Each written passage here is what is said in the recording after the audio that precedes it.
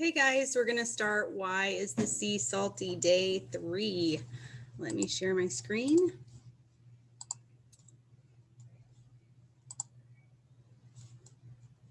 Right here, sorry. Okay, so our cooperation goal is still active listening. So think for a minute about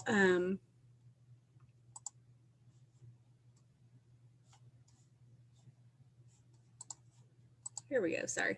What that might look like and what that might sound like. So remember, your eyes are on the person who's talking. You have a still body and a quiet voice. We are still looking at themes of stories. Our word power is synonyms, and we're going to be writing a book review.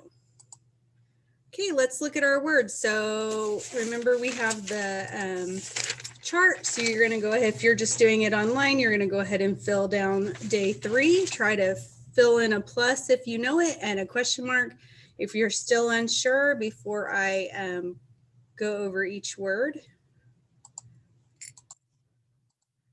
Okay, so we have the word kind. Kind just means to be nice. Like the little boy was kind to his sister.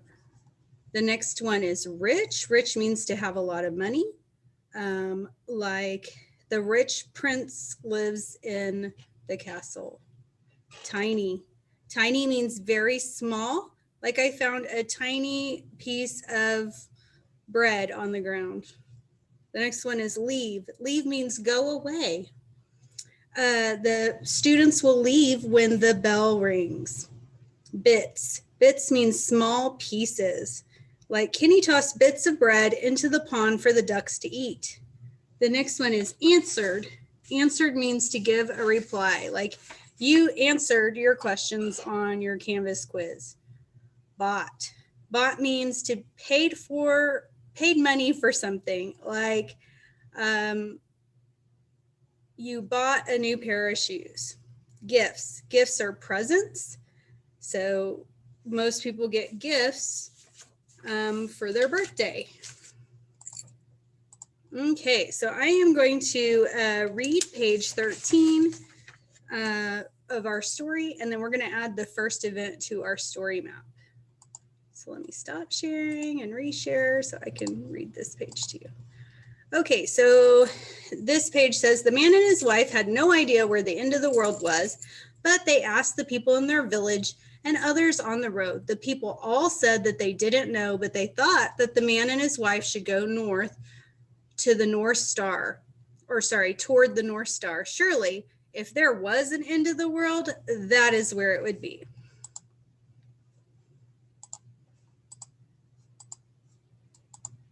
Okay, so what we're going to do is we are going to add an event to our story map of what we have read so far. So let me move this down here.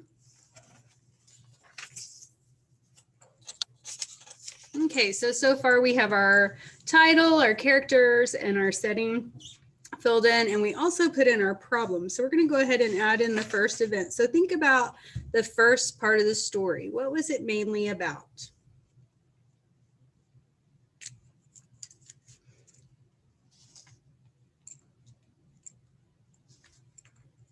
Okay, so it was about how the poor farmer and his wife set off to the end of the world, but they don't know where it is. So we're going to add that.